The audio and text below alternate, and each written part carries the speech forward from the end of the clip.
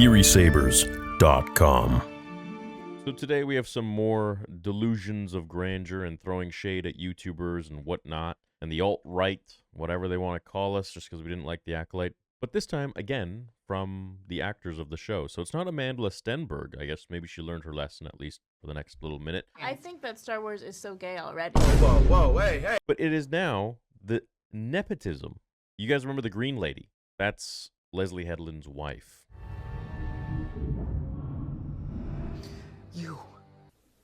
The showrunner's wife, and she posted this on her IG. But juxtapose that with the fact that those big IP franchises were still the best performing series on Disney Plus, and the solutions become unclear. Percy Jackson and the Olympians was top dog on Disney Plus last year with over 3 billion minutes viewed, and the Acolyte came in second place with 2.7 billion. And she says, "Tell me again they canceled the show because no one watched it, and not because you know why," blaming YouTubers such as The Critical Drinker, myself, Nerdrotic, Ryan, who else was part of the prominent people that were giving their takes on this show and getting a lot of views, hundreds of thousands, if not millions of views on the reviews. And I find the level of copium to be just really embarrassing at this point, because it's like, yeah, 2.7 billion views, it sounds like a big number, but when you compare it to the actual other Star Wars shows, it's nothing. So if you divide the 330 minutes that the entire runtime of the show is, and you have everyone watching every minute of that, and you do the math of the 2.7 billion minutes watched, you get about 8 million views. That's it. That's all. I find your lack of faith disturbing. I mean, the first episode had, I think, like 2-point-something million, and then the rest of that, it just really trickled down. As if Disney is listening to YouTubers and not doubling down on the things that they want to do just to kind of like shove it in fans' faces, is insane for these people to believe. Disney does not give a shit about me or anybody else reviewing their stuff, let alone are they going to actually pander to us on how we feel about how they're destroying Star Wars with their projects. They could very well make great Star Wars. You don't see them praising our graces or anything like that when we talk about how good it is, which is very seldom. And in fact, I think I'm the only one that actually talks about it being good in certain cases with The Mandalorian Season 1 and 2 and Tales of the Jedi. That's about it. But besides that, the level of delusion that is going on over here and the level of inability to just understand that the show didn't do well and didn't get canceled for any sort of mystical reason or some weird theory of, oh my God, these YouTubers had so much power that they were able to shut down a $250 million show for Star Wars. My gosh, I mean, yeah, that'd be cool if we were that powerful, but we're really not. Do it.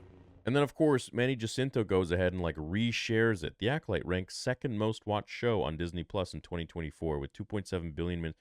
Like, you guys need to understand, these are big numbers being thrown around as if it's supposed to be, whoa, that really means something. 2.7 billion minutes watched is still the lowest of any Star Wars Disney Plus anything. It's 8 million views. That's nothing. YouTubers do that in a flash. I've done that. So many others have done that. People do that every day on their videos. It's really not a big deal, and they don't have to pay 250 mil or whatever it is. So the level of copium and to constantly being like throwing, of course, he's resharing a Star Wars Explained post. It writes itself at this point.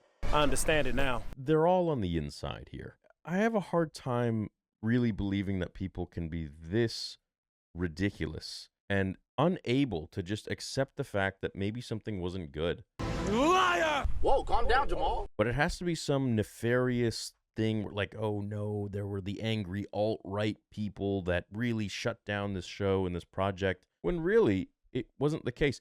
I encourage everyone to go and watch The Acolyte. Go do it. See for yourself. I mean, then they'll have nothing to say that we're the ones that stopped everyone from watching it. Seeing clips of the show was enough for people to be deterred and not watch it at all whatsoever. Let's forget about the people that already were completely disillusioned and turned off by the franchise because of The Last Jedi, The Book of Boba Fett, Obi-Wan Kenobi, and whatever other project they did that they massacred and just left a lot of fans feeling unheard and disillusioned. let's take the fans that were left, or maybe the fans that were just watching a train wreck or interested in watching a train wreck. If it was good, like Tales of the Jedi, which got many praise, or even the Skeleton Crew, which unfortunately ranked lower than this garbage show, which cost $200 and something million, $250 million.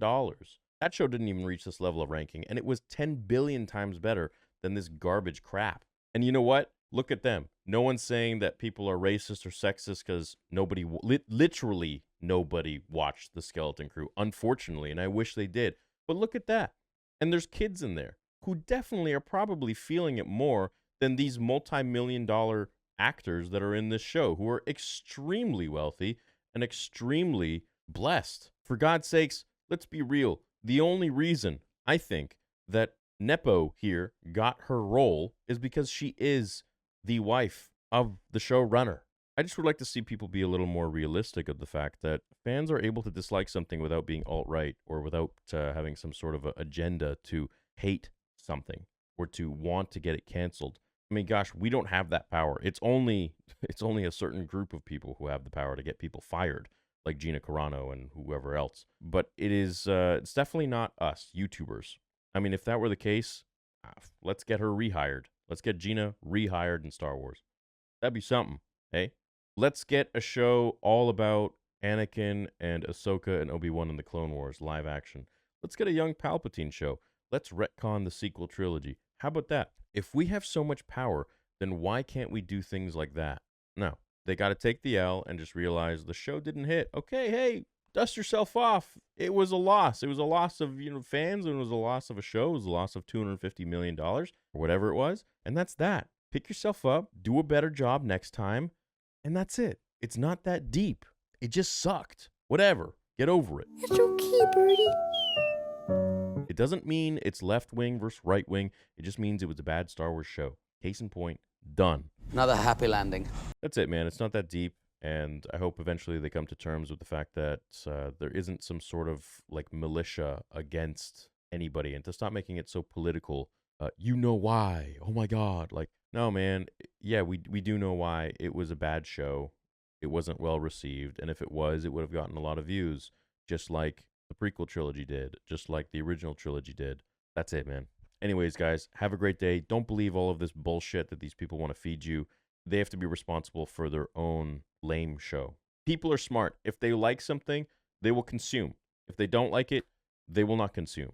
Nobody can brainwash someone to the point of canceling an entire $250 million project.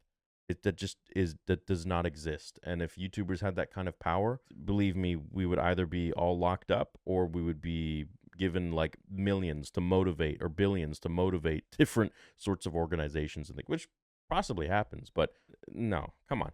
The Star Wars show sucked. That's it. Let's move on. Have a great day. May the Force be with you.